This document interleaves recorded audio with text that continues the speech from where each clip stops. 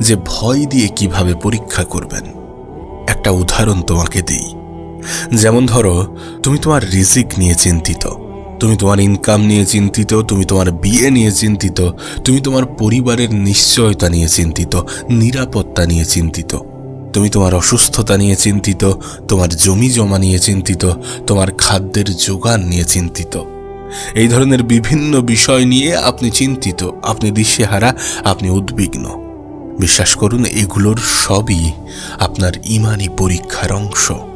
এইগুলো থেকে আপনার মনে একটা ভয় কাজ করে যে যদি এটা না আসে, যদি এটা না হয়, যদি এমন কিছু ঘটে যায়, নেগেটিভ কিছু ঘটে যায়, এই ধরনের নানা ভয় আপনার জন্য পরীক্ষা ছাড়া কিছুই নয়।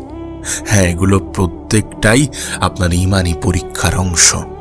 আপনার হয়তোবা মনে হতে পারে যে আমি যেখানে বসবাস করি সেই স্থান ছাড়া